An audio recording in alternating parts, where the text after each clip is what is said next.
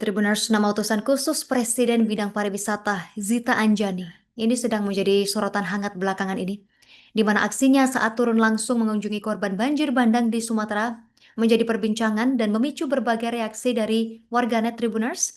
Dan dalam video yang beredar luas di media sosial, Zita yang tampak hadir di lokasi bencana bersama rombongan ini termasuk sang ayah Zulkifli Hasan yang kini menjabat sebagai Menteri Koordinator Bidang Pangan.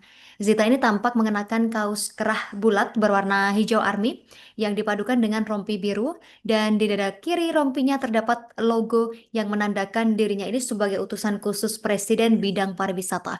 Zita sendiri melengkapi kostumnya dengan celana jersey hitam dan juga memakai sepatu putih andalannya, di mana lewat rekaman yang diunggah oleh salah satu akun di media sosial, Zita ini terekam sempat menyerok lumpur yang menumpuk di rumah salah satu warga korban banjir menggunakan sapu karet lantai Tribuners. Dan video ini menjadi viral di media sosial, di mana sebelumnya sejumlah aksi dari Zita Anjani ini juga sempat menuai sorotan, tidak hanya yang beredar luas belakangan ini saja, Tribuners. Zita Anjani ini sebelumnya menunjukkan keberaniannya saat Lamsel Fest 2025 untuk memperingati hari ulang tahun ke-69 Kabupaten Lampung Selatan pada Jumat 14 November lalu, di mana dia memimpin rombongan jet ski yang menyeberangi Selat Sunda dari Merak ke Bakauheni. Zita Anjani tampak bersama anggota DPR RI Verrel Bramasta hingga Audrey the King of Jungle. Zita mengatakan naik jet ski ini lintas Merak Bakauheni menjadi salah satu cara pemerintah untuk memperkenalkan konsep Cross Island Sport Tourism yang diharapkan bisa menjadi salah satu tren baru wisata antar pulau.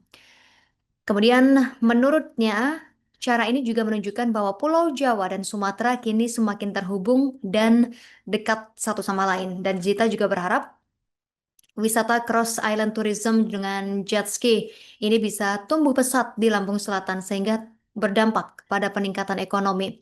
Kemudian pada 2 Desember 2025, Zita Anjani mengunggah sederet potret dan video saat membagikan sembako yang disebutnya sebagai bantuan presiden melalui jalur udara.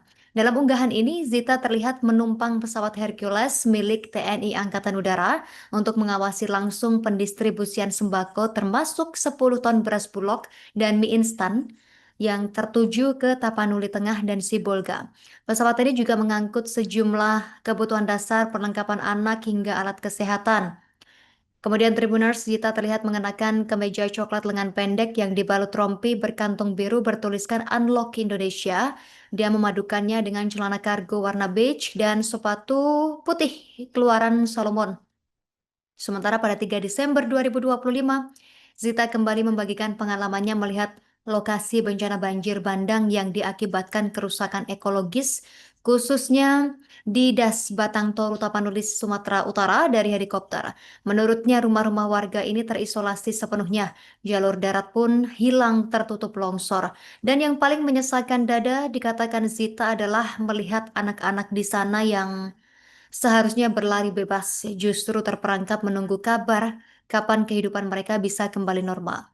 Selanjutnya dia turut membantu mengoper turun berbagai sembako kepada warga yang menanti di puncak GM di Sibolga, Sumatera Utara, dan beberapa hari ini viral juga video Zita Anjani mengepel lantai rumah korban banjir bandang di Sumatera. Dia tampak mengenakan pakaian casual dan tanpa ragu turun langsung membantu membersihkan rumah warga yang terdampak. Dengan tenaga dan tangannya sendiri, dia mengepel lantai yang masih basah dan berlumpur sambil berbincang dengan penghuni rumah. Dan aksi ini menuai beragam komentar netizen, mulai dari pujian atas kepeduliannya hingga kritik. Tidak sedikit warganet yang mengatakan kehadiran Zita di lokasi bencana bersama rombongan kementerian ini menandai kepedulian pemerintah terhadap pemulihan pasca bencana. Tribuners, banjir bandang Sumatera yang membawa material kayu gelondongan menunjukkan indikasi pembalakan liar guru besar Fakultas Kehutanan dan Lingkungan IPB University Profesor Bambang Hiro Saharjo yang menuturkan gelondongan kayu besar yang terbawa arus banjir ini tidak mengindikasikan karena lapuk dan roboh alami. Ada indikasi perbuatan tangan manusia. Bambang mengaitkan temuan tersebut dengan kasus serupa yang pernah ditangani beberapa tahun lalu di kawasan Lindung, Sumatera Utara. Menurutnya tambangnya tumbangnya satu atau dua pohon ini dalam kondisi alami bukan merupakan ancaman bagi ekosistem. Pohon ini kalaupun tumbang tidak banyak, paling hanya satu atau dua dan ini alami. Bambang juga menerangkan sistem perakaran pohon tua yang kuat membuat hutan ini tetap stabil. Ketika satu pohon tumbang, ruang kosong tersebut segera diisi oleh regenerasi spesies baru. Namun, masalah muncul ketika aktivitas pembalakan liar memasuki kawasan hutan. Gangguan pada vegetasi menghilangkan kerapatan tajuk dan membuka celah yang memicu perubahan drastis dalam aliran air serta kestabilan tanah. Dia juga menggambarkan hutan yang masih sehat ini memiliki struktur tajuk yang rapat dan bertingkat, sehingga mampu memecah dan menahan laju air hujan. Walaupun ada air, dia tidak langsung ke permukaan, tetapi jatuh dulu ke tajuk, pecah, kemudian sebagian mengalir melalui batang atau stem flow. Dan Bambang juga menjelaskan keberadaan tumbuhan bawah dan serasah berperan penting dalam menyerap air serta menjaga kestabilan ekosistem hutan. Lapisan vegetasi yang berjenjang ini mulai dari tajuk atas hingga vegetasi bawah merupakan sistem penyangga alami yang menjaga keseimbangan lingkungan.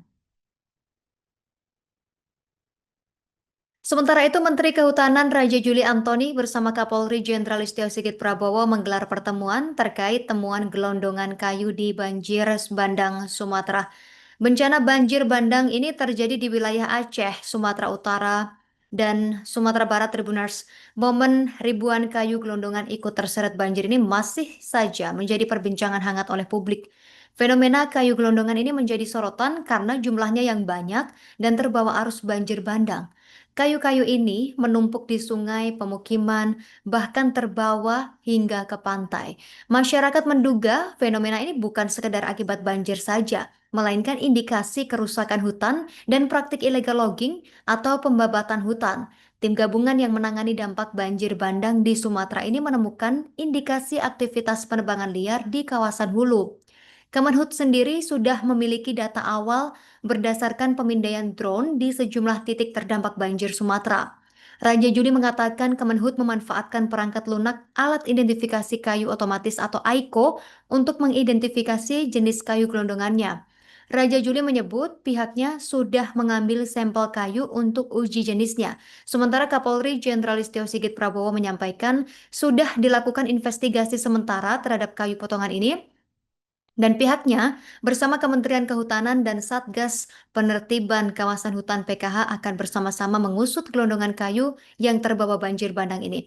Tim akan bergerak cepat dari hulu ke hilir dalam melakukan penyelidikan tersebut. Jadi yang jelas dari temuan tim di lapangan ada berbagai jenis kayu, namun kita dapati ada beberapa yang ada bekas potongan dari sensor ya. Itu yang akan kita dalami. Tim sedang turun nanti bersama-sama dengan tim dari Kehutanan untuk menyusuri dari daerah aliran sungai yang terdampak sampai dengan kita tarik ke hulu dan hilir. Saya kira itu. Terima kasih banyak. Saya kira beri kesempatan kami untuk memproses segala sesuatunya supaya tidak terlalu predator kami sampaikan, namun secara paralel tadi kepolisian sudah turun ke dua daerah ya, Garuga dan Aboli ya, dua jas yang ada di Batang Toru. Namun bagaimana konkretnya ya, saya kira lebih baik nanti biar tim bekerja secara sinergis dan melakukan secara reguler. Itu waktu.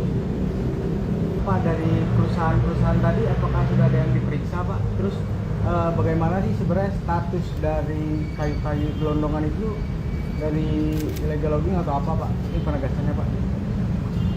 Ya sekali lagi belum pada tahap pemeriksaan, tapi identifikasi sampai ke hukum yang mungkin terlibat sudah dilakukan.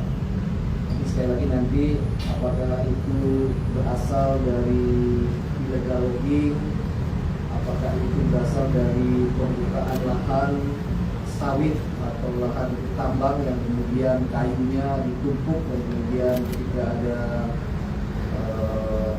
banjir, longsor, kemudian terdorong ke sungai. apakah itu dari PHAT, perusahaan pemegang hak atas tanah ya, jadi hutan alam yang ada di APL, di area pemilihan lain yang memang hutan alam tapi tidak di kawasan hutan tapi di APL yang selama ini juga menjadi salah satu modus pencucian kayu. Apakah itu ya, kita akan bersama-sama jalani bersama-sama dan ini akan dilaporkan secara lebih baik. Download Tribun X sekarang, menghadirkan lokal menjadi Indonesia.